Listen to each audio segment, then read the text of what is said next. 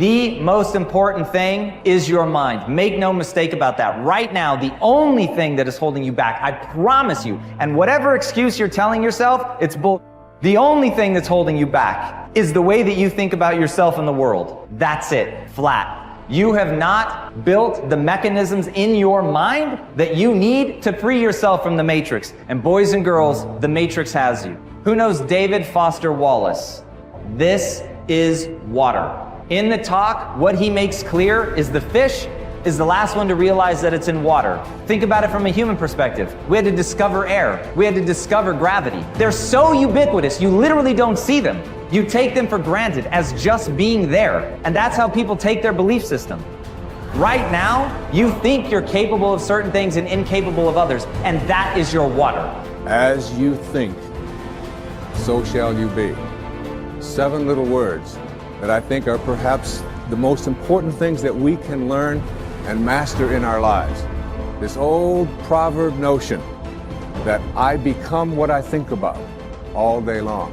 And once you know that what you think about is what expands, you start getting real careful about what you think about. You don't allow your thoughts to be on anything that you don't want, or that you wouldn't want to have manifest or show up for you in your life.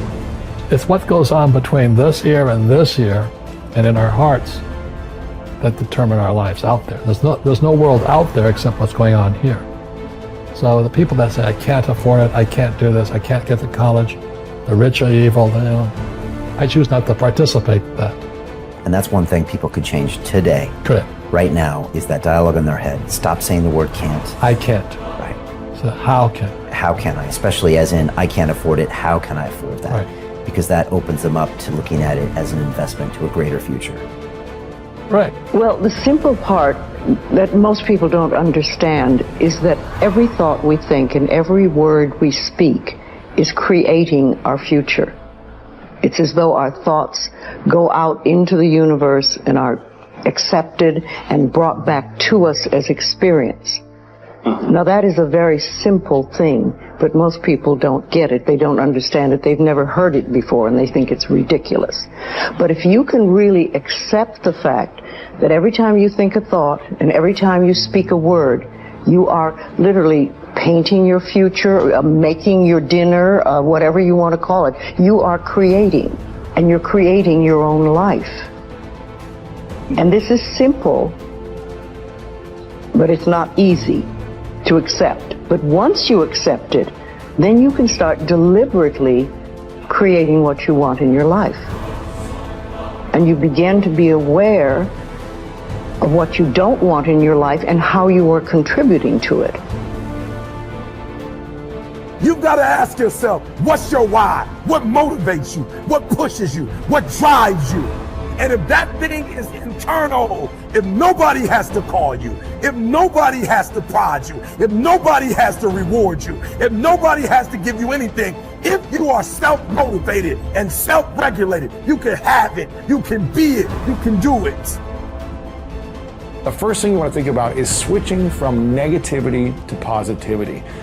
So many people get caught up in focusing on what they don't want to happen in their future, but they start living almost in constant fear of what could go wrong and what won't work out. And when we come from this place of, well, I don't know if I put myself out there, you know, it's not going to work out, and then I'm going to get made fun of, and then I'm going to be embarrassed, and then I'm going to be stressed, and no one's going to love me. And then we go in this rabbit hole and this kind of cycle of fear and anxiety, and that is not how you attract good things in your life. You can't start from your way of being of negativity and fear and expect to attract beautiful things in your life.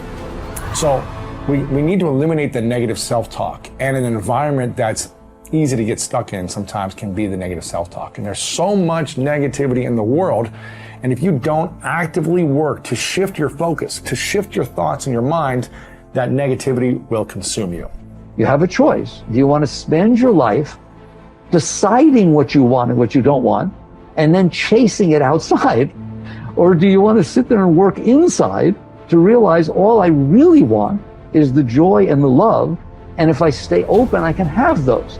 I don't need outside conditions to keep me open. So I make a very important point, because in spirituality it gets mixed up. Spirituality is not about renunciation. There's no renunciation. Renunciation says, I've decided what it is that will make me happy and I'm not going to do it. Well, that sounds rather absurd, right? Spirituality says, it was stupid of me to decide what will make me happy instead of being happy with life. Instead of being grateful and turned on by all of the amazing things that are happening in front of me and all the past experiences I got to have, why don't I just enjoy all that and then come into life filled with love, filled with joy, and give the whole of my being to the moments that are unfolding in front of me?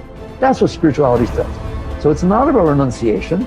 It's not about things are wrong and things are right. It's about understanding that you did this. You did this with your mind. You set up conditions in which your mind would open, and then your heart opens, and conditions in which your mind will close and your heart closes. So basically, you come to the point where you have to decide, do I want to continue letting my past leave impressions on my mind and my heart such that only certain things will open and close me, and then I will spend my life chasing after, manipulating, controlling, conniving, whatever you want, the world around me, so that sometimes it unfolds the way I want? Or do you want to sit there and understand that you're the one who's making these decisions? It's your mind who's setting up the conditions. Why don't you just not do that?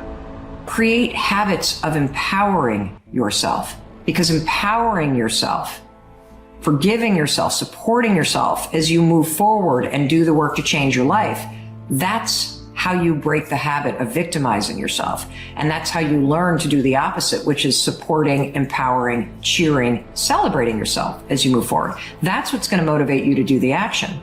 And look, if Chris and I can go from having liens on this house 6 years ago to literally building an extraordinary business, changing our marriage to the point where we are building our dream house, a house that's so nice, I can't even believe we are going to live in this house, because of the hard work that we've done. But I'll tell you, the singular habit that helped us do it is we stopped victimizing ourselves. We stopped labeling ourselves. We stopped beating the shit out of ourselves. And we broke that habit. We changed the narrative by learning how to empower ourselves. The starting point of taking full control over your conscious and your subconscious mind is for you to accept complete responsibility for everything that you think, say, and do. You are responsible for whatever happens to you, and especially you are responsible for your responses to the inevitable ups and downs of daily life. As Eleanor Roosevelt said, no one can make you feel inferior without your consent. I used to think that setting goals and making plans was the starting point of success in life. After a while, I changed my mind because I realized that something else actually comes first. What comes first is the acceptance of complete responsibility for yourself and for everything that happens to you. Real maturity begins when you finally realize that no one is coming to the rescue. It is only when you accept total responsibility for your life situation, with no excuses and no blaming of others, that you move into a mental position to kick the long ball in your own life. It is only when you have accepted 100% responsibility for yourself that you are ready to take the next step and decide exactly what it is you want and exactly what it is you want to do. Accepting responsibility is not an option that is open to the individual. It is mandatory. It is an absolute fact of human existence. You do not have the luxury of blaming others or making excuses for parts of your life that are not satisfactory. As Henry Ford said, never complain, never explain. No one makes you do anything or feel anything. You are where you are and what you are because you have decided to be there. Everything that you are or ever will be is entirely up to you. If there is any effect in your life that you're not happy about, it is solely up to you to change the causes. You are completely responsible. When something negative or unexpected happens to you, immediately seize the moment as an opportunity to demonstrate calmness and self-control. Make it a game.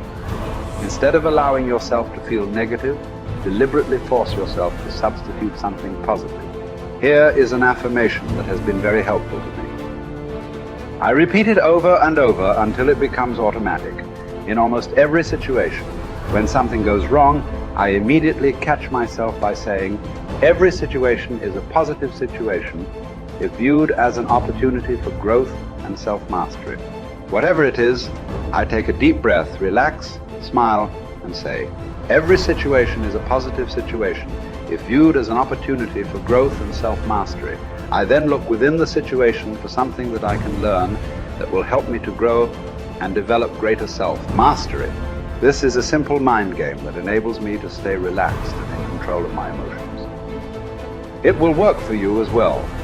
Just give it a try.